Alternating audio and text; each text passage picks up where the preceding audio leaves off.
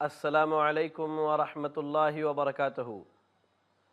الحمد للہ رب العالمین والعاقبۃ للمتقین، الصلاة والسلام علی اشرف الانبیاء والمرسلین، نبینا محمد وعلی آلہ واصحابہ اجمعین، اما بعد۔ محترم ناظرین اکرام، آپ سبھی کا خیر مقدم ہے ہمارے اس پروگرام گھروں کی اصلاح کیسے۔ ناظرین، اس سے پہلے کے ایپیسوڈ میں آپ کے سامنے یہ باتیں رکھی گئیں کہ ہم اور آپ اگر اپنے گھر کی اصلاح چاہتے ہیں تو اپنے اہل خانہ کی تربیت، ایمانی تربیت کریں، اس نہج پر اور اس طریقے پر کریں جو طریقہ اللہ کے رسول صلی اللہ علیہ وسلم نے اختیار کرتے ہوئے اپنے اصحاب کا کیا تھا۔ ناظرین، آج کے اس ایپیسوڈ میں آپ کے سامنے اصلاح کے کچھ اصول بیان کیے جائیں گے، اور وہ اصول ہماری زندگی میں انتہائی اہمیت کے حامل ہیں۔ وہ اس طرح کہ اللہ کے رسول صلی اللہ علیہ وسلم نے ہمیں اور آپ کو اپنے گھروں کے متعلق کچھ احکامات سکھلائے ہیں، کچھ باتیں آپ نے بتلائی ہیں کہ ان باتوں پر، ان احکامات پر اگر عمل کیا جائے تو گھر کی اصلاح ہو سکتی ہے۔ لہذا آج کے ایپیسوڈ میں گھروں کے متعلق کچھ اللہ کے رسول صلی اللہ علیہ وسلم کی سنتوں کا تذکرہ کیا جائے گا، کتاب و سنت کی روشنی میں۔ گھروں کے تعلق سے سب سے پہلی سنت یہ ہے کہ انسان جب اپنے گھر میں داخل ہو یا اپنے گھر سے کہیں باہر جائے تو گھروں کے تعلق سے اللہ کے رسول صلی اللہ علیہ وسلم نے جو دعائیں، جو اذکار سکھلائی ہیں، ان دعاؤں اور اذکاروں کی پابندی ہونی چاہیے۔ گھروں کے تعلق سے یا تو انسان گھر کے اندر آتا ہے یا گھر سے باہر جاتا ہے، اللہ کے رسول صلی اللہ علیہ وسلم نے آنے اور جانے دونوں کی دعائیں سکھلائی ہیں، اور اگر ان دعاؤں کے مفاہیم پر غور کیا جائے تو ان دعاؤں میں اللہ رب العالمین سے بے شمار بھلائیاں طلب کی گئی ہیں، جو بھلائیاں اہل خانہ کے اصلاح کا ایک بہترین ذریعہ ہے۔ حضرت جابر بن عبداللہ رضی اللہ تعالی عنہ اللہ کے رسول صلی اللہ علیہ وسلم سے گھر میں داخل ہونے کے دعا کو روایت کرتے ہیں اور کہتے ہیں کہ انہوں نے اللہ کے رسول صلی اللہ علیہ وسلم کو فرماتے ہوئے سنا، اذا دخل الرجل بیتہ فذکر اللہ عند دخولہ وعند طعامہ قال الشیطان لا مبیت لکم ولا عشاء واذا دخل فلم یذکر اللہ عند دخولہ قال الشیطان ادرکتم المبیت واذا لم یذکر اللہ عند طعامہ قال ادرکتم المبیت ولا عشاء۔ صحیح مسلم کی حدیث ہے، صحیح مسلم میں حدیث نمبر 2018۔ حضرت جابر بن عبداللہ رضی اللہ تعالی عنہ نے اللہ کے رسول صلی اللہ علیہ وسلم کو فرماتے ہوئے سنا کہ جب کوئی آدمی اپنے گھر میں داخل ہو اور اللہ کا ذکر کرے، اللہ کے ذکر سے مراد ہے کہ ہم اور آپ جب اپنے گھر میں داخل ہوں تو ہمارے گھر کے دروازوں کو کھولتے وقت بسم اللہ پڑھ کے دروازہ کھولیں۔ کیا پڑھ کے کھولیں؟ بسم اللہ۔ شروع کرتا ہوں اللہ کے نام سے۔ بسم اللہ پڑھ کے اگر ہم اپنے گھر میں داخل ہوتے ہیں، وَعِنْدَ طَعَامِهِ، اور ایسے ہی اپنے کھانے کے وقت اللہ کا ذکر کرتے ہیں، یعنی کھانے سے پہلے کھانے کے جو آداب ہیں وہ سب اختیار کرنے کے بعد جب ہم لقمہ اپنے منہ میں ڈالنے جائیں یا ہم کھانا کھانے کا ارادہ کریں تو اس وقت کیا کہیں؟ بسم اللہ، شروع اللہ کے نام سے۔ اللہ کا ذکر کرتا ہے۔ قال الشیطان لا مبیت لکم ولا عشاء، آج اس گھر میں نہ تمہارے لیے رات گزارنے کی جگہ ہے اور نہ ہی تمہارے لیے یہاں کھانے کا کوئی انتظام و اہتمام ہے۔ اللہ اکبر۔ ذرا غور کریں، جب انسان باہر جاتا ہے تو شیاطین الانس اور شیاطین الجن، انسانوں میں بھی شیاطین ہیں، جنوں میں بھی شیاطین ہیں، یہ انسان کے پیچھے لگ جاتے ہیں۔ تو شیاطین الجن جو ہیں، جو شیطان ہے، جو جن ہیں، وہ آپ کے ساتھ آپ کے گھر کے پیچھے پیچھے تک آتے ہیں، اور آپ بغیر بسم اللہ پڑھے اگر گھر میں جاتے ہیں تو آپ کے ساتھ آپ کے گھر کے اندر بھی داخل ہوتے ہیں، اور اگر آپ بغیر بسم اللہ پڑھے کھانا کھانا شروع کرتے ہیں تو آپ کے ساتھ آپ کے کھانے میں بھی شریک ہو جاتے ہیں، گھروں کی بھی برکت کو غارت کرتے ہیں اور کھانے کی برکت کو بھی غارت کرتے ہیں۔ لیکن آپ نے اگر بسم اللہ پڑھ لیا تو اللہ کے رسول صلی اللہ علیہ وسلم کہتے ہیں وہ شیطان کہتا ہے لا مبیت لکم ولا عشاء، آج نہ یہاں رات گزارنے کی جگہ ہے اور نہ یہاں کھانے کا کوئی اہتمام ہے۔ اس کے برعکس اللہ کے رسول صلی اللہ علیہ وسلم فرماتے ہیں اذا دخل فلم یذکر اللہ، ایک آدمی ہے دنیاوی زندگی میں بڑا منہمک ہے، مشغول ہے، دین سے اس کا کوئی تعلق نہیں، بس مسلمان اپنے نام سے پہچانا جاتا ہے، اپنے نام سے مسلمان ہے، لیکن اللہ کے رسول صلی اللہ علیہ وسلم کی سنتوں کا اسے خیال نہیں ہے۔ کیا ہوتا ہے، وہ اچانک آیا، گھر کے دروازے کھولے، گھر کے اندر آ گیا، گھر کے لوگوں سے بات شروع کر دی۔ اللہ کے رسول صلی اللہ علیہ وسلم کہتے ہیں کہ جب یہ آدمی گھر میں داخل ہوتا ہے تو شیطان کہتا ہے اس نے بسم اللہ نہیں پڑھا ہے، ادرکتم المبیت، آج ہم نے اور تم نے یہاں رات گزارنے کی جگہ پا لی ہے، آج ہم یہیں رات گزاریں گے۔ وَإِذَا لَمْ يَذْكُرِ اللَّهَ عِنْدَ طَعَامِهِ، اور ایسے ہی کھانا کھاتے وقت جب اللہ کا ذکر نہیں کرتا، قَالَ أَدْرَكْتُمُ الْمَبِيتَ وَالْعَشَاءَ، تو شیطان کہتا ہے رات تو گزارنی ہی گزارنی ہے، رات کے کھانے کا بھی اہتمام ہو گیا ہے۔ اللہ اکبر۔ اس لیے ناظرین، ہم اور آپ اپنے گھروں کی اصلاح چاہتے ہیں تو ہم زیادہ سے زیادہ اپنے گھر میں داخل ہوتے وقت، گھر کے تمام کاموں کو کرتے وقت، کھانا کھاتے وقت، پانی پیتے وقت اللہ کا ذکر کرے، بسم اللہ پڑھا کرے، اس سے شیطان دور ہوتا ہے، اور جب آپ سے شیطان دور ہوگا تو شیطان آپ کے ذہن و دماغ میں وسوسے بھی نہیں ڈالے گا اور غیر شرعی باتیں آپ کے ذہن میں نہیں آئیں گی، آپ خیر اور بھلائی کی باتیں کریں گے، اور جب ان باتوں کو کریں گے تو انشاءاللہ اس سے آپ کے گھر کی اصلاح ممکن ہے۔ ایسے ہی اللہ کے رسول صلی اللہ علیہ وسلم نے گھر سے نکلنے کی دعا سکھلائی کہ جب کوئی مسلمان، کوئی مومن بندہ اپنے گھر سے نکلے تو یہ دعا پڑھے۔ اللہ کے رسول صلی اللہ علیہ وسلم جب گھر سے نکلا کرتے تھے تو یہ دعا پڑھا کرتے تھے، اللہم انی اعوذ بک ان اضل او اضل او ازل او ازل او اظلم او اظلم او اجہل او یجہل علی۔ سنن ابی داؤد کی روایت ہے، سنن ابی داؤد میں حدیث نمبر 5094 اور ترمذی کے اندر حدیث نمبر 3427۔ اللہ کے رسول صلی اللہ علیہ وسلم نے گھر سے نکلتے وقت ایک جامع دعا کا تذکرہ کیا ہے کہ جب آدمی گھر سے نکلے تو کہے اللہ میں تیری پناہ میں آتا ہوں کن کن چیزوں سے، کہ میں گمراہ ہو جاؤں یا گمراہ کر دیا جاؤں۔ اللہ اکبر۔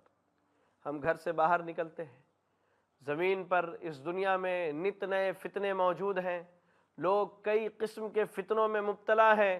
اللہ کے رسول صلی اللہ علیہ وسلم دعا سکھلاتے ہیں کہ آپ دعا پڑھیے ان اذل او اضل، اے اللہ میں تیری پناہ میں آتا ہوں کہ میں گمراہ ہو جاؤں یا میں گمراہ کر دیا جاؤں۔ ایسے ہی او اذل او اضل، اے اللہ میں تیری پناہ میں آتا ہوں اس بات سے کہ میں پھسل جاؤں یا پھسلا دیا جاؤں۔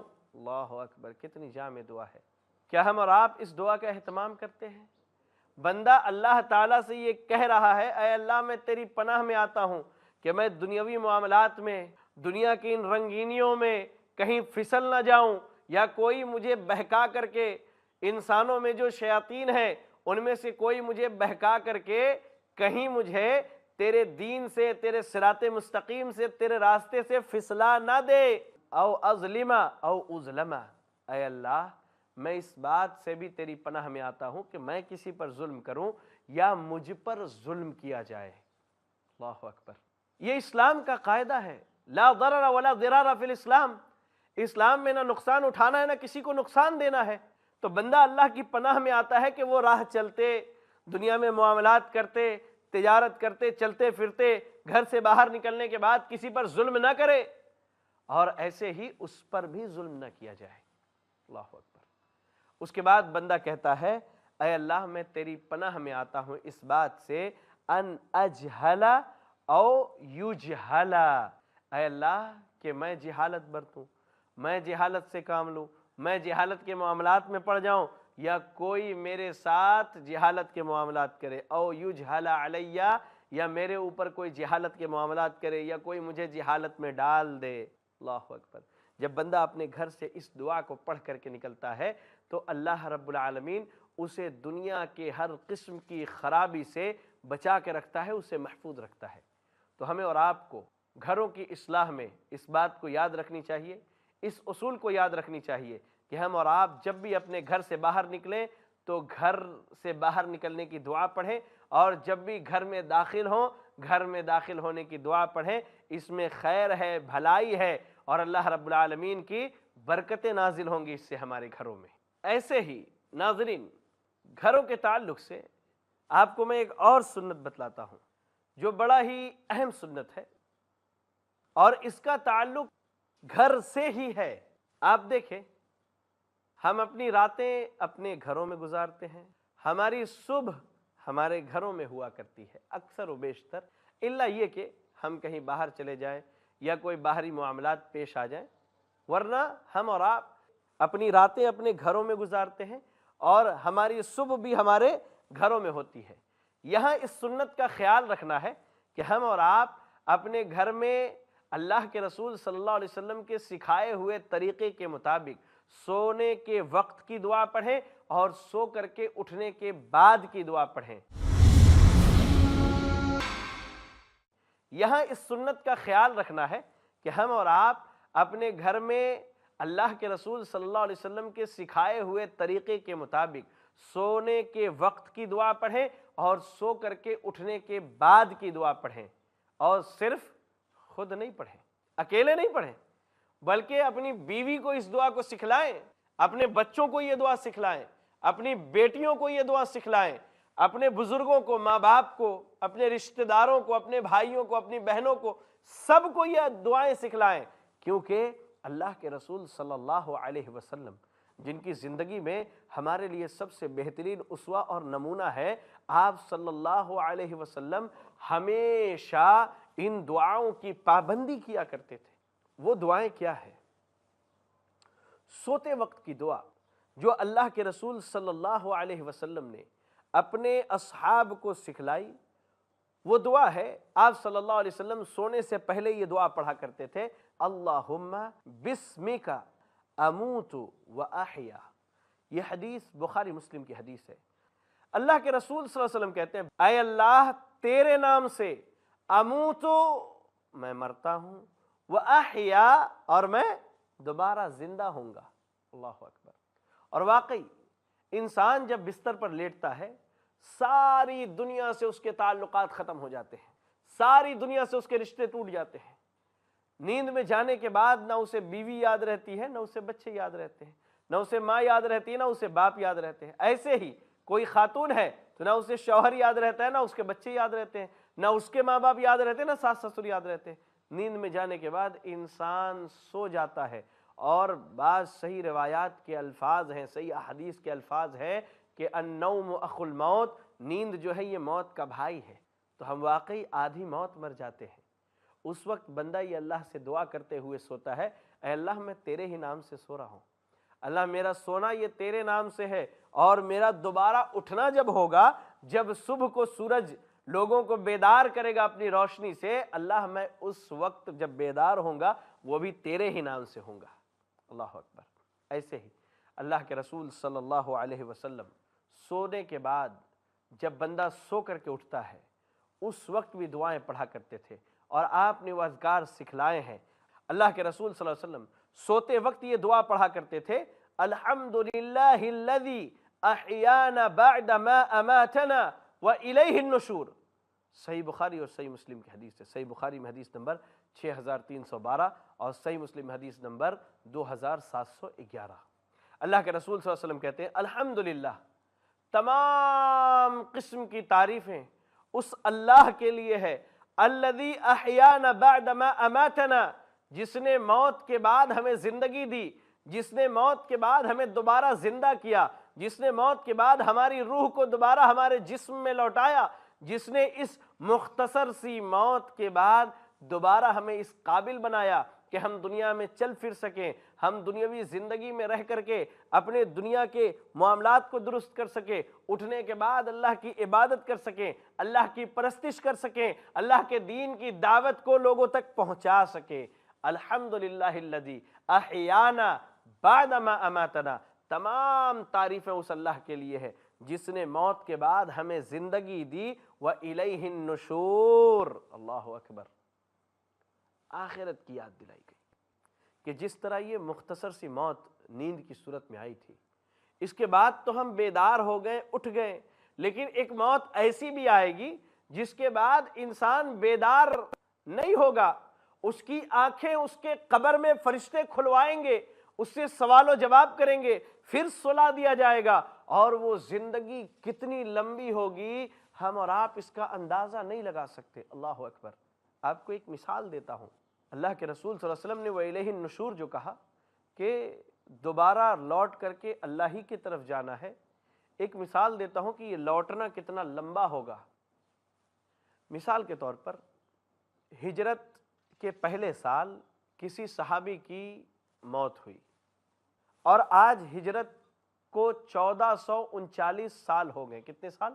1439 سال تقریباً۔ اب ذرا غور کیجئے، ایک صحابی جو 1439 سال پہلے فوت ہوئے ہیں وہ اپنی قبر کے اندر دفن ہے، اور آج 1439 سال سے اپنی قبر کے اندر ہے۔ اللہ اکبر۔ اور کب تک رہیں گے کسی کو نہیں معلوم، قیامت کا علم یہ اللہ کو ہے۔ یہ قیامت کب قائم ہوگی، لوگ کب میدان حشر میں جمع کیے جائیں گے، کب حساب و کتاب ہوگا، یہ اللہ کے علاوہ کوئی نہیں جانتا۔ تو ذرا غور کیجئے، یہ دنیا کی موت سے ہم اٹھتے ہیں، صبح میں بیدار ہوتے ہیں، پھر دوبارہ ہم اللہ کی نافرمانیوں میں لگ جاتے ہیں، پھر وہ رب سلاتا ہے، پھر وہ رب اٹھاتا ہے، پھر سلاتا ہے، پھر اٹھاتا ہے۔ عمر کے ایک محدود لمحات تک یہ معاملات چلیں گے، اس کے بعد ہمیشگی والی موت آ جائے گی جب ہم ہمیشہ کے لیے سلا دیے جائیں گے، لیکن کب اٹھائے جائیں گے یہ اللہ کے علاوہ کوئی نہیں جانتا۔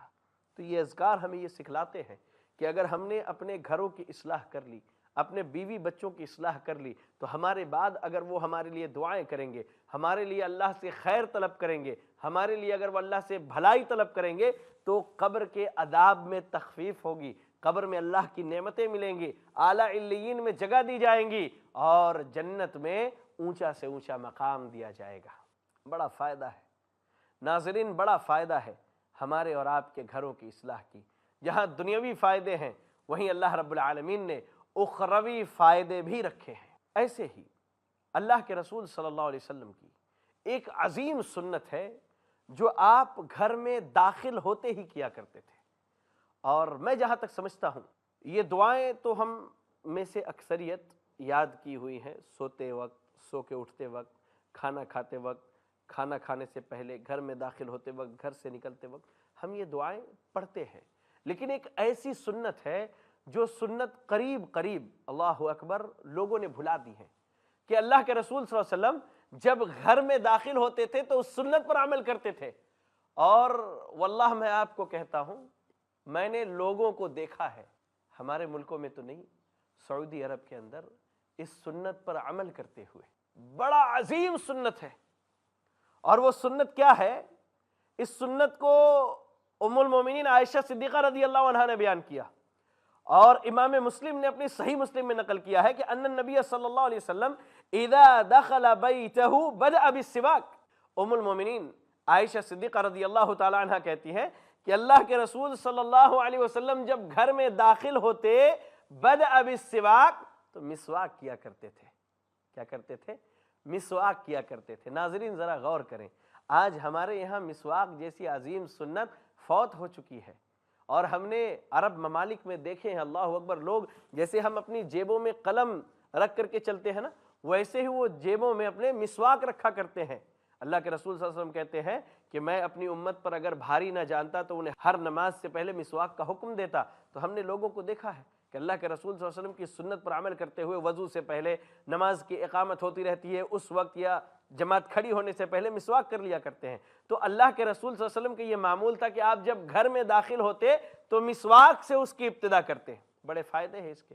سب سے عظیم فائدہ، اگر ہمارے منہ کے اندر کوئی بدبو ہے، ہم نے مسواک کیا، وہ بدبو ختم ہو گئی، اب ہم اپنی بیوی سے ملنے والے ہیں، اپنے بچوں سے ملاقات کرنے والے ہیں، تو ایک بہترین ماحول اور ایک فضا قائم ہوگا، اور سب سے بڑی چیز یہ ہوگی کہ اللہ کے رسول صلی اللہ علیہ وسلم کی ایک عظیم سنت پر عمل ہوگا۔ تو گھروں کے تعلق سے مسواک کرنا گھر میں داخل ہوتے ہی یہ ایک عظیم سنت ہے۔ آئیے گھروں کے تعلق سے ایک اور میں آپ کو سنت بتاؤں، یہ بڑی عظیم سنت ہے کہ گھر میں سورہ بقرہ کی تلاوت کی جائے۔ ہم اگر گھر میں قرآن کی تلاوت کرتے ہیں تو جہاں اللہ کی رحمتیں اور برکتیں نازل ہوتی ہیں، وہیں سورہ بقرہ کی تلاوت پر اللہ رب العالمین ایک خاص معاملہ اپنے بندوں کے ساتھ کرتا ہے۔ وہ معاملہ کیا ہے؟ ہمارے اور آپ کے گھروں سے شیطان کو نکال دیا جاتا ہے۔ صحیح مسلم کی حدیث ہے، اللہ اکبر۔ اللہ کے رسول صلی اللہ علیہ وسلم فرماتے ہیں، راوی حدیث حضرت ابو ہریرہ رضی اللہ تعالی عنہ، کہ اپنے گھروں کو قبرستان نہ بناؤ۔ ان الشیطان ینفر من البیت الذی تقرأ فیہ سورۃ البقرہ، بے شک شیطان اس گھر سے بھاگ جاتا ہے جہاں سورہ بقرہ کی تلاوت ہوتی ہے۔ اس حدیث میں دو باتیں بتائی گئی۔ پہلی بات کہ گھر کو قبرستان نہیں بنانا ہے، یعنی قبرستان میں بیٹھ کر کے ہم اور آپ قرآن کی تلاوت نہیں کر سکتے۔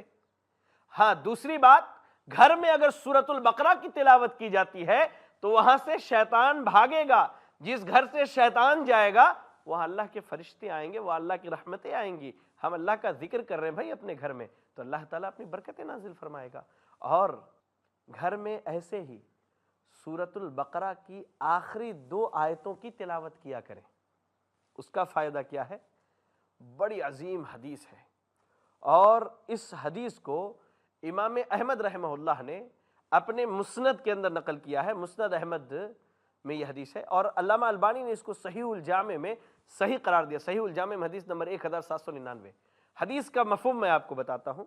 اللہ کے رسول صلی اللہ علیہ وسلم نے کہا کہ اللہ تعالیٰ نے آسمان اور زمین کی تخلیق سے 2000 سال پہلے اپنی کتاب لوح محفوظ سے، جو عرش کے پاس اللہ کے ہاں موجود ہے، 2 آیتیں نازل کی، اور جس گھر میں یہ آیتیں پڑھی جاتی ہیں 3 دن 3 راتیں وہاں شیطان نہیں آتا۔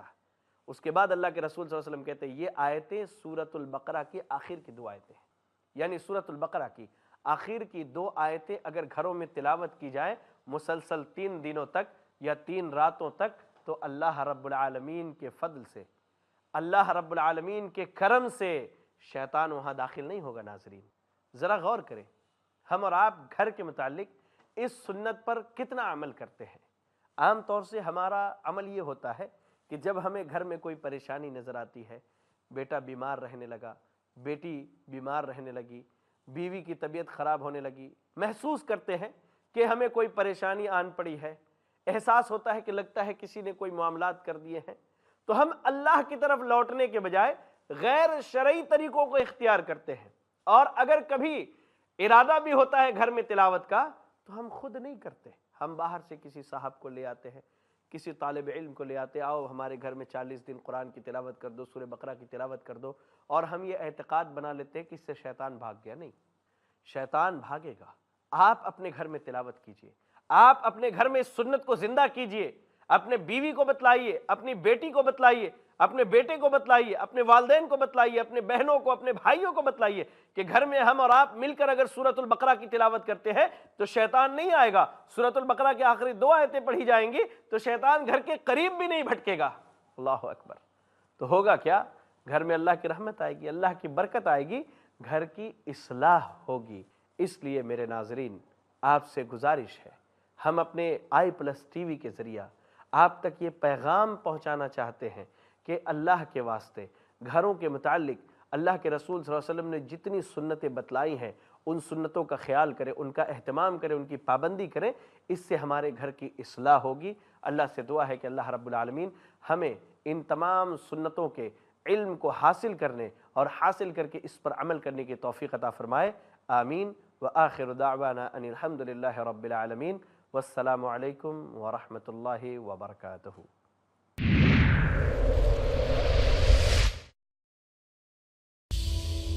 آخرت پر ایمان آخر کیوں ضروری ہے؟ حقیقی کامیابی کے لیے جانیے